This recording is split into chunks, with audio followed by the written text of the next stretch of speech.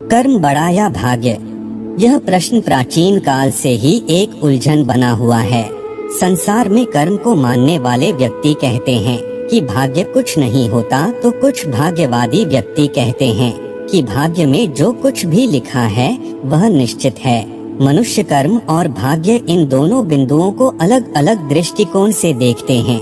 कर्म और भाग्य के इस प्रतिद्वंद का सत्य व सटीक उत्तर श्रीमद् भगवत गीता में स्पष्ट किया गया है, जिससे आज हम आपको परिचित कराएंगे।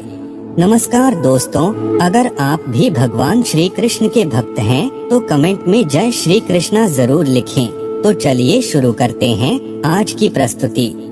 भाग्य व कर्म को स्पष्टता से समझने के लिए पुराणों में एक कथा का उल्लेख मिलता है। वह कथा इस प्रकार है। प्राचीन काल में एक संत हुआ करते थे। उनका नाम ज्ञानेश्वर था। उनके दो शिष्य थे, कर्मेश्वर और भागेश्वर। एक दिन कर्मेश्वर और भागेश्वर के बीच बहुत बड़ी बहस हो गई कि कर्म बड़ा है या भाग्य। कर्मेश्वर कर्म को बड़ा मानता था, परंतु भागेश्वर भाग्य को बड़ा मानता था। उन दोनों में बहस इतनी बढ़ गई कि उन्हें जाकर अपने गुरु ज्ञानेश्वर से इसका उत्तर मांगना पड़ा। उनके गुरु ज्ञानेश्वर ने उनसे कहा कि मैं तुम्हें इसका उत्तर अवश्य दूंगा। प्रातःकाल तुम दोनों मुझे मेरी कुटिया के आगे मिलना। ऐसा कहकर ज्ञानेश्वर ध्यान लगाने चले गए। अगले दिन कर्मेश्वर और भागेश्वर गुरुजी की कुटिया के आगे खड़े हो गए। जब उनके गुरुजी अपनी कुटिया से बाहर आए, तब उन्होंने अपने शिष्यों को एक बहुत गहरे अंधेरे वाली कुटिया में बंद कर दिया। उस कुटिया में रोशनी की एक भी किरण नहीं थी। कुछ समय बीतने के पश्चात कर्मेश्वर और भागेश्वर को भूख प्यास लगने लगी। भागेश्वर ने सोचा, जो मेरे प्रारब्ध यानी जो मेरे भाग्य में लिखा है वह निश्चित है, उसमें मैं परिवर्तन नहीं कर सकता। इससे अच्छा मैं राम नाम ही जपता हूँ। ऐसा सोचकर भागेश्वर ने राम नाम लेना आरंभ कर दिया, किंतु कर्मेश्वर को यह कदापि स्वीकार नहीं था। उसने सोचा, मुझे कर्म करना पड़ेगा, अन्यथा मैं भूखा मर जाऊंगा।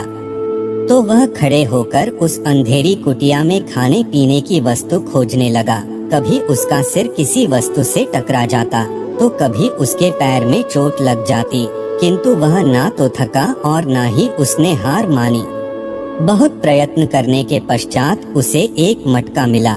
जब उसने मटके के अंदर हाथ डाला तो मटके में उसे चने मिले। कर्मेश्वर चनों को पाकर इतना प्रसन्न हुआ कि उसकी प्रसन्नता का कोई ठिकाना नहीं था। फिर वह वहां बैठकर उन चनों को खाने लगा। चने खाते खाते कभी कभी उसके मुंह में कुछ कंकड़ आ जाते, तो वह उन कंकड़ों को भागेश्वर को दे दिया करता था। अगली सुबह जब उनके गुरुजी ज्ञानेश्वर ने कुटिया का द्वार खोला तो देखा कि कर्मेश्वर का तो पेट भरा हुआ था, परंतु भागेश्वर भूखा था।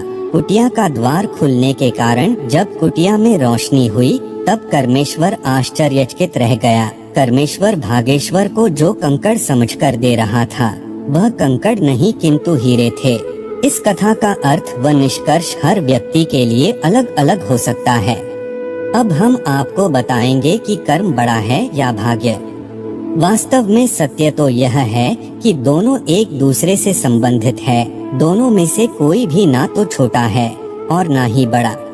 अगर आप अच्छे कर्म नहीं करेंगे तो परिणाम स्वरूप आपका भाग्य भी आपका साथ नहीं देगा, और अगर आपका भाग्य अच्छा नहीं होगा तो आप कर्म भी ठीक से नहीं कर पाएंगे।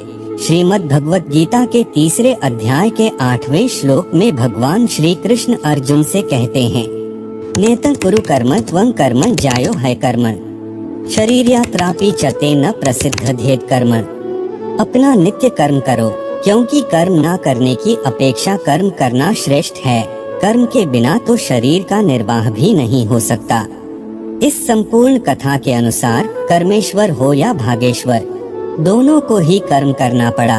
एक ने खाने की खोज की तो दूसरे ने राम नाम की साधना। कर्म करने से कोई मुंह नहीं मोड़ सकता, और अगर आपने कर्म किया है तो उसका फल आपको अवश्य मिलेगा। अब बहुत से व्यक्ति यह भी कहेंगे कि भागेश्वर को इतना बड़ा फल क्यों मिला।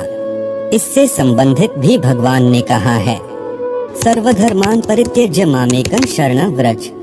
अहम त्वा सर्व पापेभ्यो मोक्षयिष्यामि मा शुच। इसका भावार्थ है, संपूर्ण धर्मों अर्थात संपूर्ण कर्तव्य कर्मों के आश्रय को छोड़कर तू केवल मेरी शरण में आ जा, मैं तुझे सभी पापों से मुक्त कर दूंगा, चिंता मत कर। अब हम इस प्रस्तुति के मूल को जानते हैं।